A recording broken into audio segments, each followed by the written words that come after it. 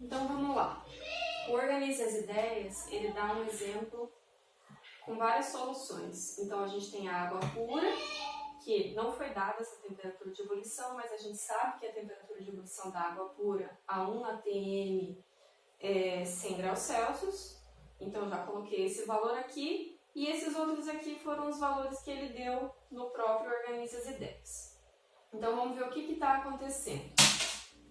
A água, a ela foi adicionado 1 mol de glicose, 1 mol de sacarose, 1 mol de cloreto de sódio, 1 mol de cloreto de cálcio e 2 mols de sacarose.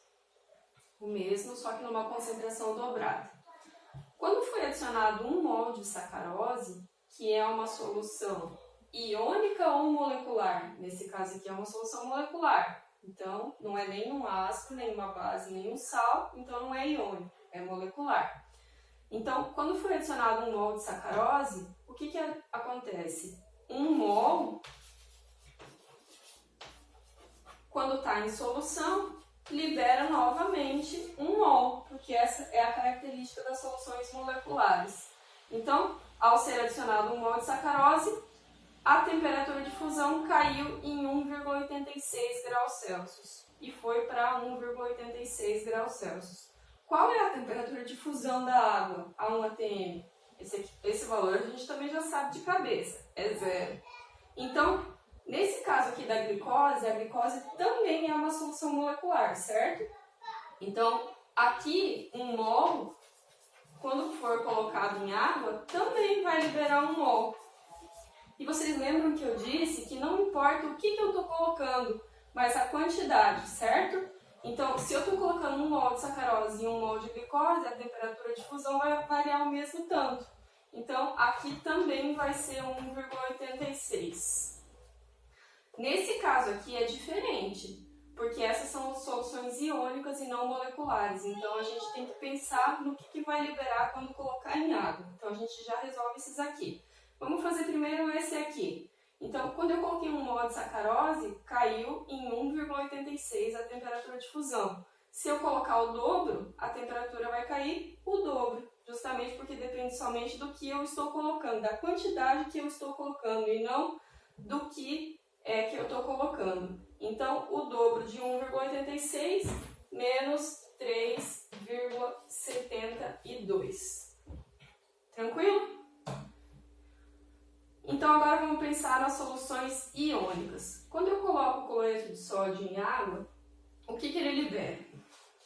Ele libera Na+, e Cl-. Então, 1 mol aqui liberou 2 mols em solução. E o que aconteceu com a temperatura de fusão quando eu colocava 1 mol em solução? Ela caía a 1,86. No caso do cloreto de sódio, que libera 2 mols em solução, 2 mols de íons em solução, então vai ser o dobro.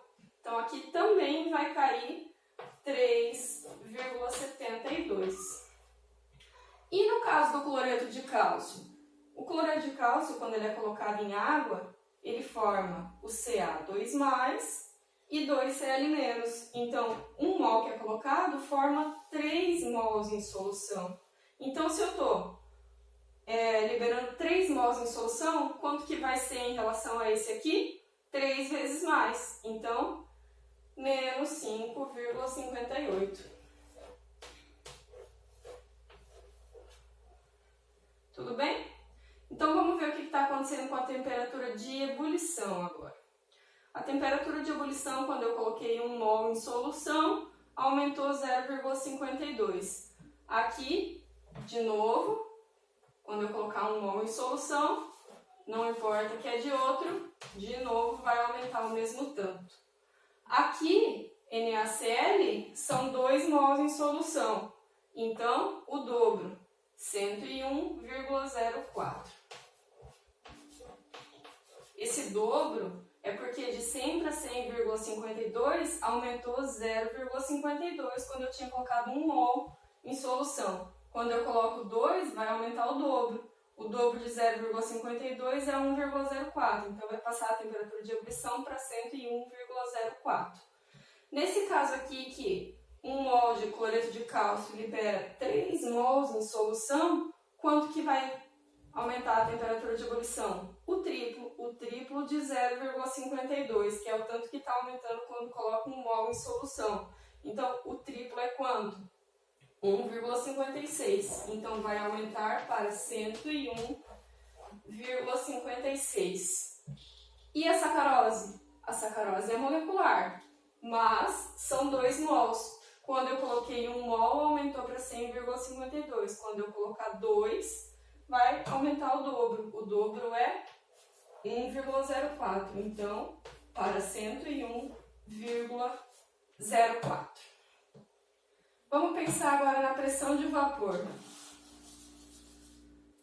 Esses dois valores, ele deu. Então, o que está acontecendo? Quando estava simplesmente a água, a pressão de vapor era 17,54.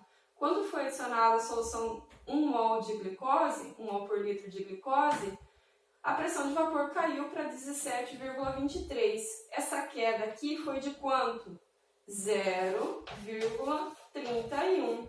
Então, quando eu coloquei 1 mol em solução, a pressão de vapor caiu 0,31. Então, tá bom. Aqui, em solução, a sacarose vai liberar 1 mol também, então vai acabar caindo o mesmo tanto, 17,23. O NaCl libera quantos mols em solução? Já vimos, libera 2. Então, vai cair o dobro. 17,23 menos 0,31 fica 16,92. E quando libera 3 mols em solução, vai cair quanto? Vai cair de novo o triplo de 0,31, que o resultado final vai ser 16,61. E aqui o último, quando a gente colocou 1 mol de sacarose, caiu 0,31, certo? Quando colocar 2 mols, vai cair o dobro, 0,62. Então, vai cair para o 16,92. Tudo bem? Então, se ficar alguma dúvida, depois vocês me pedem.